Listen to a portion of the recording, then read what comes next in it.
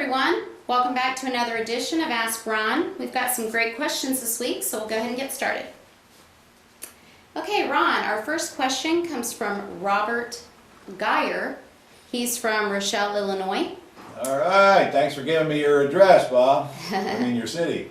He writes in, the realtor I'm working with brought me an opportunity on a 3-bedroom home that is listed for $99,900. Right. The realtor feels it's worth $90,000. Oh my goodness, okay. The mortgage balance is $80,000 Uh-huh. with a payment of $900 PITI Yes. and a $340 HOA yearly fee. All right. I need to confirm these figures.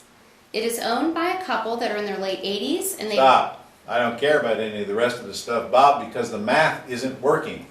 If the loan balance is 99 and the ARV is 90, there's only one thing you can do with that house, and that's an axe deal. So you're just going to have to tell your realtor that if your seller is willing, you can lease option from them on a long-term lease purchase, but the realtor will get no money out of it, or at least a very small amount of money, and then should only get paid when you collect your assignment fee from your tenant buyer. Now, if the realtor can't get their head around that, there's absolutely nothing you can do with this deal. I don't even know why we're discussing it, frankly, because it is not a deal. It would normally be a lead that would go in the trash because it came through a realtor, and it's clear it's only an axe deal. Nothing else you can do. No other avenue on this, unless they're behind on payments and a potential short sale deal. But even then, it sucks. Anytime you got a house that's over leveraged with one mortgage and it's in great shape, it's a terrible short sale candidate. So this comes down to pre-screening, sir. Get a little bit of training and this would have been thrown out instantly. And I know the goal is to try to make deals out of everything you get, but that's not how the game works. Game works. Flood the top with suspects, immediately recognize the few prospects and work on those, and quit wasting energy on all the rest of them. May not be the answer you like, but it's the fact. Okay. Okay, next is from Marianne Nunez. Oh, she's here every single week. We can always count on Marianne. Always count on Mary. Okay, I understand that in an axe deal where I assign a lease option to a tenant buyer Yes. for, let's say, 10 years, I'm in and out, Yes. that the attorney's fees cost $150 to $300 roughly, Correct. are paid by the tenant buyer and not the seller. That's right. But after the 10 years, the tenant buys the property and title is transferred to their name, they become the new owner. Is there another closing cost or attorney's fees of $150 to $300? And if so, does the seller and buyer split the cost, or does the buyer pay it again? Mary. First, 10 years from now, what do you care? You're not even part of the deal. That's between the buyer and the seller. Second, there's no way that the buyer is probably going to live in the house 10 years anyway. It's a kind of a moot point in that respect. Third, this is already identified in the agreements that the buyer and the seller take part in. It's not something for you to be concerned about. You get the deal done, get your assignment fee, make sure everybody understands the deal, and make sure the attorney closes it. And now let's let the attorney do his or her job. Their job to disclose and document. Your job, set up deal, get buyer, seller, get buyer, get fee, go away. Forget about all that stuff. Quit worrying about all the junk that is not even your business after you get out of the deal. Thank you, Mary. Okay, she had one more question too. Okay. If I have a seller who will sign a lease option agreement Yep. where I find a tenant buyer to lease it and I stay in the deal, the Yep. sandwich lease, That's a sandwich lease. and the tenant buyer decides not to buy and moves out and leaves the house with repairs needed, who pays for the repairs? You the do, seller or dear. You myself? do. You do. If the seller leases you the house and you agree to make the repairs, which you do after the first 30 days of occupancy, after 30 days after you install a tenant buyer, and the buyer moves out, you've got to make the repairs. That's the deal you made with them. Or go back to my work for equity deal and lease it as is. I almost never make repairs. I put lease option tenant buyers in there as is. However, if that's not the case, then yes, you will have to do some work on the house to get it released. But remember, when you put the new tenant buyer in there, you get a multi-$1,000 deposit. So if you have to put up a little bit of money to get back a lot more money, that's just the nature of the beast. And tenants do move out, and sometimes they do some damages. However, I'll tell you that when you're doing tenant buyers who give you several $1,000s up front, it is way more rare to have them damage the house than when you're just renting it out to tenants. Tenant buyers think like buyers. Tenants think like tenants. There's a great big gap between the mindset of these two folks. And if a tenant buyer moves out and they have all the documentation and it's clear they're not getting their deposit back, which it is, then they close it in front of an attorney. Rarely do they ever even attempt to get the money back. They know, they moved, it was their decision, not your fault, they don't take it out on you. But yes, there is risk, and you may have to do some repairs between tenant buyers shortly before getting thousands of dollars more in your pocket. And that's the long and the short of it. Okay, Ron, next we've got a VA question coming from David DeWert. VA meaning virtual assistant. Yes. All right. I have a VA calling FSBOs in 12 zip codes with a population of around 250,000. Ooh, that's a lot. Only getting 1 or 2 leads per week. I'm in a large metro area and could expand zips, but distance could be a problem. It is winter here in Indiana, but does 1 or 2 leads a week seem right to you? No, it doesn't, and your VA is not doing you a very good job, and they're full of crap, just between you and I and the other hundreds of thousands of people watching. When a VA tells you they can't find FSBOs where you're at, you need to question the heck out of that, because I doubt very seriously it's true. There are FSBOs all over the place, but that doesn't mean that a human being is going to exert the energy to find them. It wouldn't hurt for you to turn up some websites that they're on, but remember there's also ads in papers, regional papers, big papers, daily papers, weekly papers, plus signs, for sale by owner signs in front of people's houses.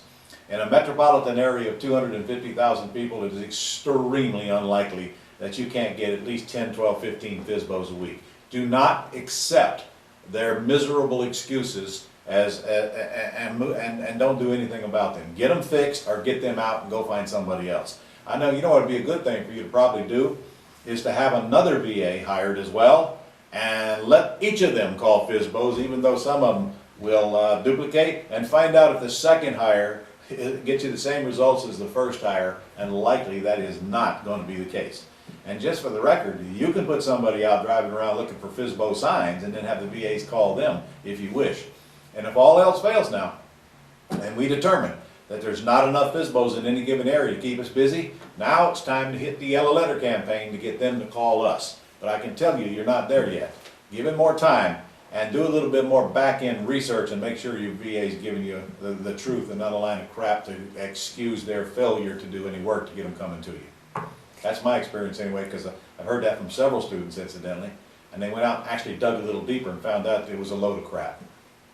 All right, now on that positive note, what's the next one? Okay, Andrew Distad from La Quina, California. Yeah. He writes in, what are the best ways to promote my affiliate link to Ron's Gold Club to earn that $50 per lead, preferably at no cost? How much do I get for promoting those higher priced products? Oh, Andrew, well, there's all kinds of things that you can promote as an affiliate of the Gold Club. In fact, most of our products are loaded under, you get 50% of those. But for me to give you a whole seminar on that, it's not going to happen on this. I will tell you that we're doing an information marketing boot camp come June, I think, here in Jacksonville, where we spend 4 days talking about marketing, period, both online and offline. But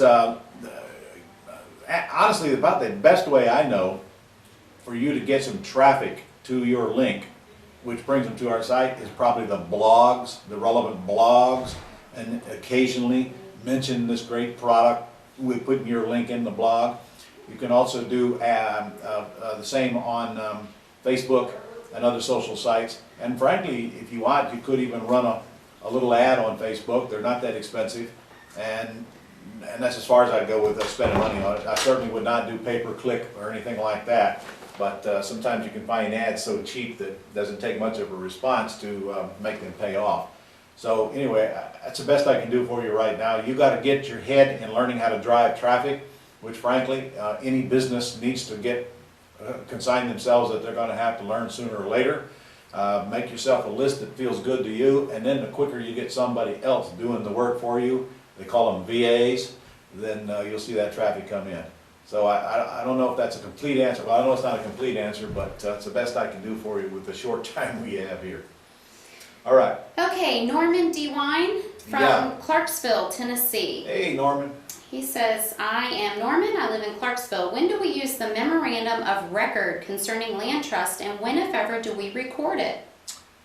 The memorandum of record, I've never heard that phrase in my entire life, so I think you must be memorandum of option, or you might be, I don't know what you're referring to actually, But if you're talking about my memorandum that I record when I get a contract signed by a seller that's in my Pretty House cash flow system, I only record that when I feel like the seller is going to waffle on me and I have a reason to record it.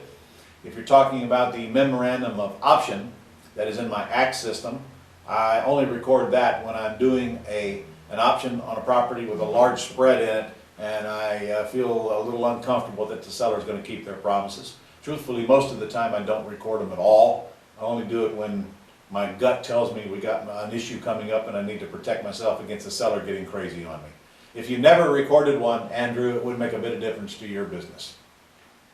Okay, Norman had another question. Oh, that also. Norman, I'm sorry. Yes. All right. And he had another question. I've been to Clarksville, it's a nice little city.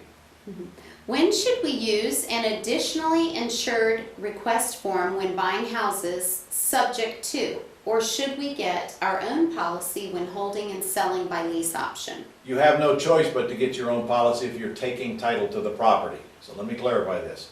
If I'm lease optioning it on a sandwich lease, seller is the only one that can insure it. I can't. If I'm taking title by subject to, I have to insure it, seller can't. But when I insure it, I'm going to get a landlord policy on it, which is actually cheaper than the policy the seller had on it. Only the owner of the property can insure the property. If you just remember that. Ye who owns it must insure it. And if I'm putting a tenant buyer in it, a landlord policy. And it's just really that simple. Okay, great. Our last question, Ron, is from Heather Olson. Hey, Heather. Heather says she wants to be at Jay Connors, Marshall Silver's, and Robin Thompson's events, which are all the last few days of March. I already missed Robin Thompson's Junkers to Millionaires in December, and will miss it again in mid-March for Ron's commercial camp. Yeah. I know this is too late to change this time, but how about some coordination for us avid learners? All right, Heather. You know I've already done that because I seen you the other day at the boot camp and you saw me and Robin do it in front of you. So your point is well taken. I will actually get with the folks and see if we can't coordinate so that our events never overlap. But just for the record, there are always going to be some overlapping events because I don't control their schedules. But I'll do what I can just because you requested it, Heather.